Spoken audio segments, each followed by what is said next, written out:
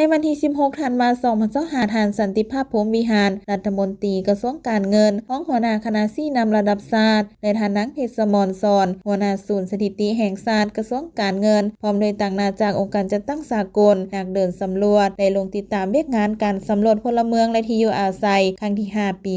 2025 ที่เมืองไซภูทองแขวงสวรรณเขตท่านผู้สวรรค์เทพศรีทาหองเจ้าเมืองไซภูทองคณะชี้นำการสำรวจพลเมืองและที่อยู่อาศัยขันเมืองได้รายงานผลการสำรวจให้ทราบว่าเมืองไซภูทองมีเขตสำรวจทั้งหมด 67 เขตปัจจุบันสำเร็จแล้ว 66 เขตรวมเอา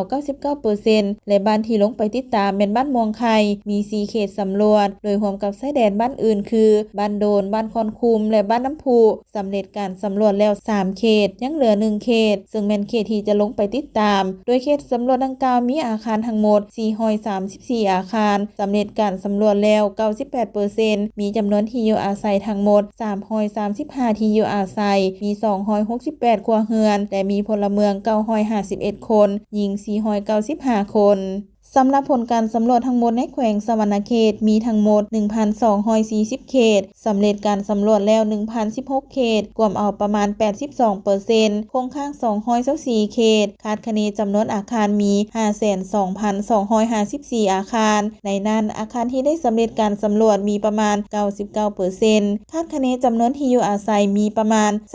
361,753 ที่อยู่อาศัยสำเร็จการสำรวจตัวจริงประมาณ 244,309 ที่อยู่อาศัยและได้สำเร็จการสัมภาษณ์ประมาณ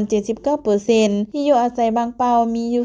20% ครัวเรือนปฏิเสธและติดต่อบ่ได้มีประมาณ 1% จำนวนครัวเรือนทั้งหมด 193,380 ครัวเรือนมีครัวเรือนส่วนบุคคล 191,846 ครัวเรือนรวมเอา 99% ครัวเรือนล้มหมู่มี 1,534 ครัวเรือนมีพลเมืองตัวจริงประมาณ 888,225 คนหญิง 444,139 คนส่วนเขตที่ต้องเอาใจใส่สุกยุ่งให้หลายขึ้นมี 2 เขตสำรวจที่เห็นว่ายังมีความล่าช้าผิดปกติโดยมีจำนวนอาคารที่ยังบ่ทันสำรวจเกือบฮอด 40% เป็นต้นแม่นเมืองเซโปน 1 เขตและเมืองวิลาบุรี 1 เขต